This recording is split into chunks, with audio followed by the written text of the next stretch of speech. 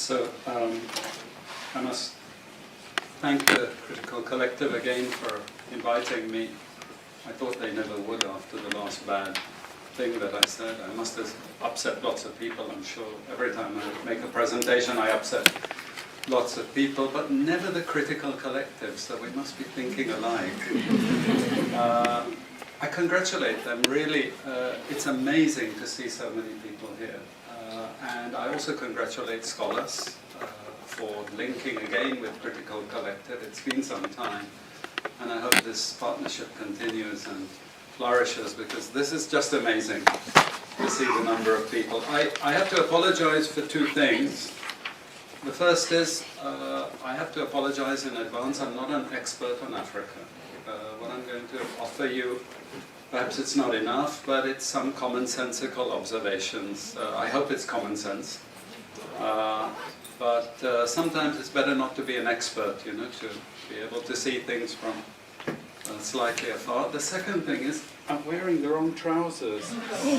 I was fixing my bike, so I wore my old trousers, and so please don't video this part, because my wife will immediately divorce me. Okay, so what I'm going to try and do is just give you some charts and a couple of tables, just to paint a little bit of a picture that you already know. Okay, so what this presentation is fundamentally designed to say is this. Africa, historically, sub-Saharan Africa, has been fundamental to the global prosperity of the advanced countries. Okay? And Africa had a role to play. It has a role as a raw material producer. We will not allow sub-Saharan Africa to escape that. Okay, we do everything to keep sub-Saharan Africa where it is, also impoverished. It's absolutely vital for the prosperity of everyone else. So let's get clear about that. Okay, and this means all the economic structures, all the global institutions, and the economics we teach everyone is all designed to keep Africa exactly where it is. And whether it is Europe or US or now China, it's always the same. We need Africa to be impoverished, because we need those raw materials and we need them dirt cheap. Okay, so that's the message. It doesn't mean to say that there's nothing Africans can do. Of course there is. Okay, but this is the opposition that they're fighting. This is what it's about. Because if Africa does do something different, I assure you living standards of all those in Europe and North America and Asia is going to fall. Okay? And that is a big price to pay. I assure you that the West is not going to allow that without a big fight. Okay, so this is what it's fundamentally about. What I want to show you is how these structures are operating. It's just 20 minutes, so we can't do very much, but just to give you a little bit of an idea. And why I keep the ideology part there is because we are part of the producers of ideology. At universities and academic institutions, we are complicit in this whole enterprise. Okay, so the job of many Western academics is to convince Africans they have to keep doing what they're doing. Okay? And to show them it's your fault that you're poor. It's not our fault. It's your fault that you're poor. You know? So this is what we do in academic institutions, and I want to show that as well. Let me just start. This is what it's basically about, so you know what it's about. But I want to just show you the extent to which Africa is specializing in the production of raw materials and basic agricultural goods. We know the basic forces that have caused this underdevelopment. We know it's colonization. I will not discuss that very much because my colleague speaker is going to go into some aspects of this. But I do want to discuss the global economic structures, the global financial institutions, and economic ideology. Briefly, to give you a flavor of those. Let me start with this. You can't really see it so easily, but if those of you who are interested, you want the PowerPoint, I'm sure we can make it available to you. But the thing that you really need to see is the top line. Okay? And the extent of dependency is captured by this statistic at the top. Okay? And you compare it with all other income groups, and what you see is essentially in that one statistic how dependent sub-Saharan Africa is on raw material production. Okay? This is the very heart of what makes sub-Saharan Africa beat. Okay? Here, just to have a look at one very important additional statistic, with all this export coming from sub-Saharan Africa, how much does sub-Saharan Africa account for in terms of global trade value? We know there are vast resources coming from there, but look at the bottom line in terms of global trade value. Look at that. 0.5%, 1975, 0.95%, going down to 0.1. To 0.1. Meaning that with all these vast resources being produced, how much are they getting for it? Nothing. Nothing. This is a very significant piece of data. Then I just want to show you what has happened to sub-Saharan Africa, because what we know, and from all studies, no country ever develops without manufacturing. Okay, producing raw materials will not take you anywhere. Producing basic agricultural goods will not take you anywhere. And let's have a look at how much manufacturing activity takes place in sub-Saharan Africa. We can look over the last 15 odd years, 15, 20 years. And we see manufacturing has actually declined as a percentage of the total. This is percentages of total production in sub-Saharan Africa. How much of it is accounted for by manufacturing? So this figure here is 17% of the total. Most of the rest, when we talk of industry, it includes manufacturing, but the bulk of it is mining. Okay? Raw material extraction. This is the bulk of it. And here we see actually raw material extraction has stayed the same. What has caused industry to fall is the fall in manufacturing production.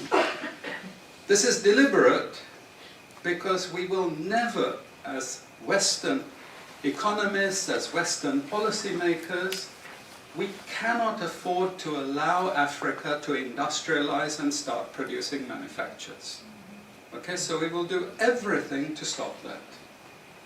And I'm going to show you how we actually block that. It's obvious in certain ways, but it's less obvious in other ways. Now, we have actually seen periods of rapid growth in sub-Saharan Africa, misleading people, saying, oh, you know, we're now doing much better. And this has happened recently. Recently, I've had students come and tell me, we've done much better now. And you can see growth rates rose quite sharply in recent times. Now are starting to go again down. But if you look historically, the same thing happened earlier. Why? Because in these two periods, we had East Asian rapid industrialization processes. So in the earlier period, we had Japan and Korea and Taiwan. Okay, rapid growth, sucking in raw materials from Africa, driving up the prices, and then sub-Saharan African countries grew. Exporting raw materials, they grew. But after those countries finished industrialization, then sub-Saharan African growth rate again fell. Okay, but along comes China. Next wave. Okay, again, sub-Saharan African growth rises, but now China is going down. As many of you now know from the press, China is going down. But sub-Saharan Africa is going down even faster. And we're going to go back to where we were again, with very low prices of raw materials, very low growth rates, and again, the sorts of poverty that we saw once before. Because, bottom line, sub-Saharan Africa is condemned to this role. Just the supplier of raw materials, not a manufacturer. Very recent data showing emerging markets that produce raw materials against emerging markets that produce manufactures.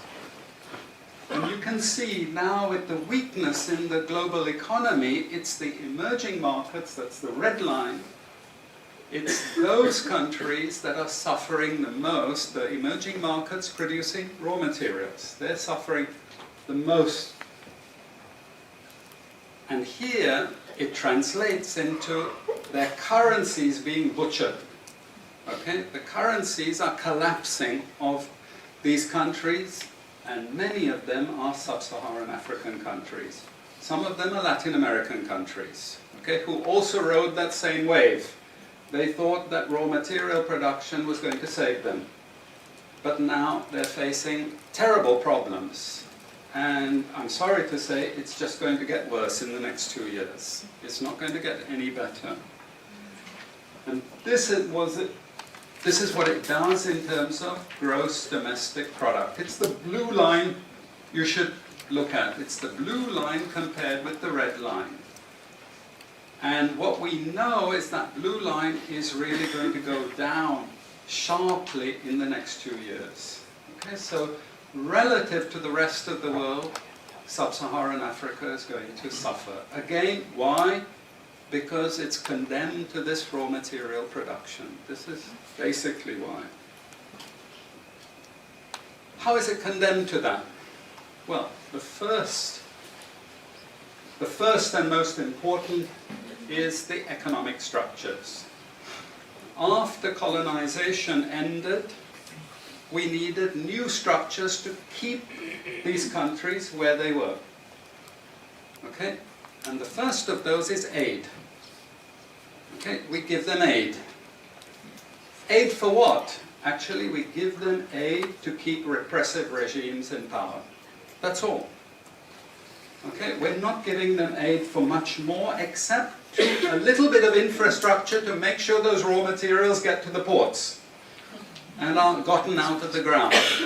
But for the most part, we give repressive regimes money and power and guns to keep that system going. This is what it's fundamentally about. All the hypocrisy about transparency and democracy and bullshit like that, it's all bullshit.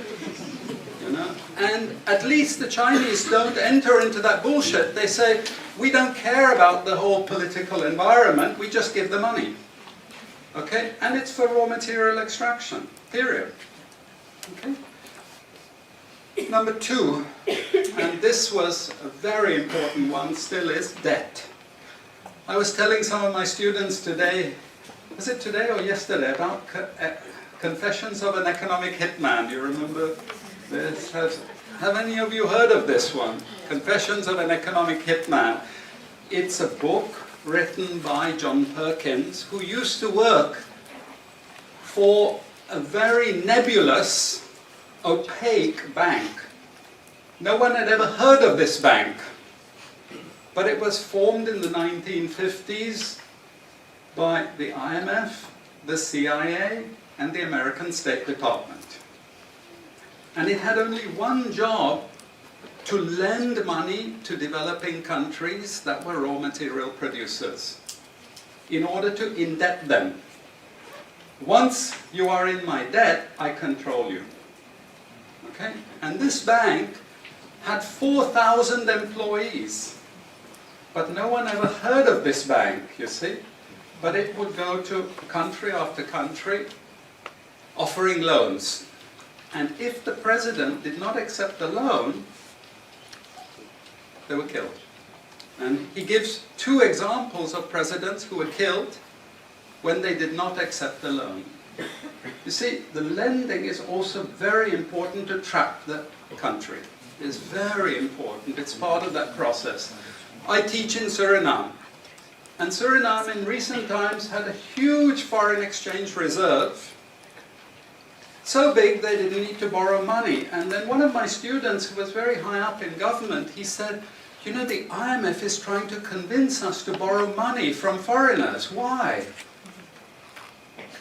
I thought, duh, you know, sorry about this, but, you know, this is the game. And in the end, Suriname did borrow this money because the IMF said, if foreigners lend to you, then everyone will think Suriname is such a strong economy that foreigners are interested in lending to you. You understand? Before Lula came to power, you know, the previous president in Brazil, Cardoso, his predecessor, took a gigantic international loan. No necessity for taking the loan. Why?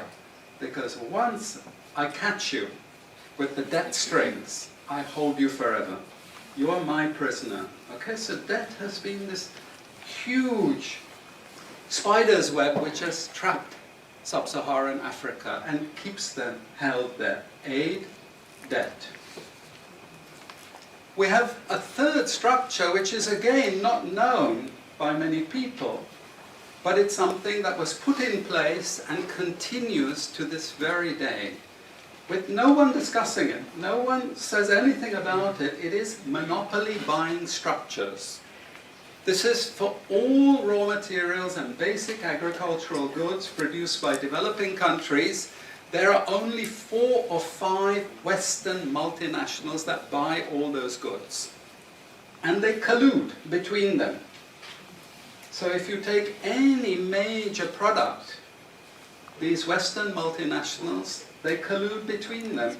Even if we go down to banana production, we had a PhD done here at the ISS, and the person showed that the 4 or 5 major multinationals, they collude, and in order to make sure their control is total, what they do is they force all the producers to produce the same uniform banana.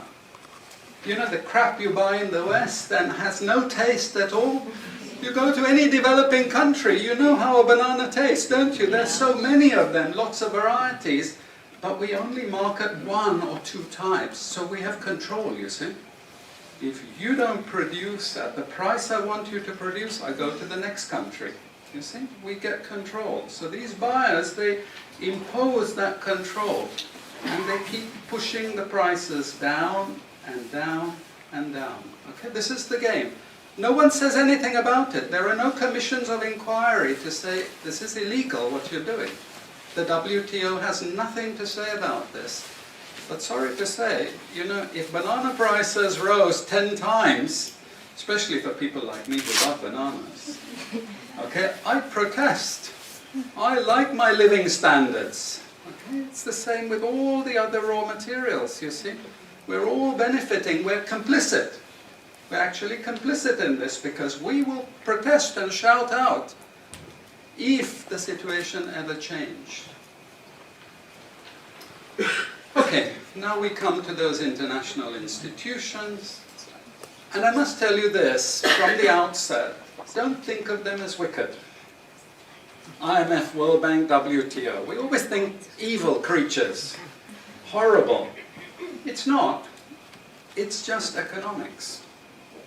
It's economic warfare. The rich declare war on the poor. It happens everywhere. It happens in a country. The rich control the government. Of course they do. You really believe you have democracy? Come on. You know, I mean, grow up. This is not about people living in democratic systems. What we have is the rich control. The rich set up these institutions explicitly to control the poor countries. And they don't give them much room for maneuver. Which incidentally, when the IMF starts talking of poverty alleviation, you should also understand that there's another game they're also starting to play, which I'm going to come back to later. But what do these institutions do? What does the IMF do? What is structural adjustment about? It's about making sure countries keep producing what we want them to produce. We make sure they have recurrent balance of payments problems. You notice these countries never get out of balance of payments problems. You notice that? Whereas countries that never took IMF support are always out of balance of payments problems. But the countries that are continuously getting advice and support by the IMF, they're always in balance of payments problems. Why? Because that's the way we keep our stranglehold on them. And that's what we have done. We have done, the IMF and the World Bank. And they've also done something very, very important. And that is they have destroyed the self-sufficiency of these countries. Colonization started it. Okay? One of the most important things is we destroy food self-sufficiency. Okay? And the World Bank continued it. They forced most countries to eliminate all food subsidies and food support. Okay? Because once you don't produce your own food, I increase my control over you. How do we know this? Well, very funny thing happened some years ago. Not so funny, actually. It involved starvation of a large number of people in Malawi. Okay? Many of you could remember this because it was really tragic. But the Malawian finance minister, who was under terrible threat at the time, suddenly broke ranks and he said, well, you know why we had this famine? Because one of the conditions of the loan given by the World Bank was we destroyed all our grain surplus stocks. Why? Because remember, we want you dependent. 1970s, the US Senate, the US Congress said, we will not allow Latin America to produce their own food. We will start a strategy involving the IMF and the World Bank to destroy food self-sufficiency of Latin America. Then they will indeed be our true backyard. And that's exactly what they've done. Look at all the Latin American countries. Look at them. They used to be food self-sufficient, but they're no longer food self-sufficient. Now here comes the kicker. This is the beautiful part of it. I congratulate them. You know I admire them because they do it so well. Okay? I know it sounds really perverse. But we have now in the WTO something called the Agreement on Agriculture. Okay? You know what that Agreement on Agriculture states? It says, if you don't have any subsidies, you're not allowed to put these subsidies on food. But if you have subsidies and income support for food production, you can keep them. Who has all the subsidies and income support? US, Europe. The largest budgets in the world for supporting their farmers are Europe and US. But the World Bank and IMF have destroyed all those subsidies. You see, all those subsidies have been destroyed. And now we're telling these countries, you don't have subsidies, tough luck. You know? You see, we're keeping them dependent. We're keeping them on a string. I have 5 minutes, so I have to be choosy about what I say next. We have lots of examples in the WTO to really stop Africa industrializing. This is the crucial thing. We cannot allow them to produce manufacturers. It's not difficult. Trust me, it's not difficult. We need nationalist governments. We need them committed to industrialization, and it won't take them a decade to move out from where they are. This is the fundamental point. It's not difficult. But this next round of the WTO is designed to block that. If we had time, I would go through all the different things that they're trying to put into place to block anyone else getting on top of the ladder. You've read this book of Hajun Chang, Kicking Away the Ladder. You see, when we become rich, we make sure the others can't climb up the ladder and join us. Okay? And this is what this next Doha round is about. It's to make sure especially sub-Saharan African countries, do not escape. Since I have about 3 minutes left, I'm going to go to this economic ideology thing, because this is important for academics. You see, we teach, in many cases, garbage, and it doesn't hurt anyone, a lot of this garbage. You know, it's just blah, blah, blah, blah, blah. And we don't know what we have learned, but anyway, we were there at the university and you got a certificate and you go away and you feel you've learned something. But sometimes we teach very destructive things. And no more important than when we're teaching people from developing countries. Okay, and one of those very damaging and destructive things is the doctrine of comparative advantage. It's a lie from beginning to end. It's utter crap. It has been decimated many times, but we keep it in every curriculum. Why? Because it tells sub-Saharan African countries that their destiny is to produce raw materials, you see. And if you produce raw materials, you get rich just like we are in the West. You see, this is the game we're playing, and just for you to be totally confused, we normally build models with it, mathematical models, so you really have no idea what we're talking about, but it seems all very scientific. Then we have the modern version of this is because it's all a failure, we know it's a failure, we now have a new generation of economists saying, it's only a failure because you're all corrupt in your countries. We call that new institutional economics. You've all probably learnt it all, but you didn't know why they invented it. It was invented to tell you the same thing. You should keep producing raw materials. Now, don't be as corrupt as you were before. Nobody ever told you that aid was designed to actually start the corruption process in the first place. Okay, and we need corruption to make sure you're doing all these things. But now we blame the victim. You're poor because it's your fault, basically. And you're poor, stupid, and corrupt, basically. This is the message that we're giving people. We also have many theoretical justifications, but I'm going to say something controversial to end. And she's happy that I'm ending because she has to discipline me. And that is, there are also what I call more enlightened approaches, but which are also in the World Bank. You see, now they're all into poverty alleviation. They want you to concentrate on redistributing income, and it's something nice. You're young people, you're socially conscious, you're aware. You don't like all this injustice. So you gravitate towards what we call pro-poor strategies. But actually, I'm sorry to tell you, that is not what Africa needs. Africa needs aggressive industrialization. When China was a communist country and we had equal distribution, who feared China? Who took them seriously? They weren't even the size of the Netherlands.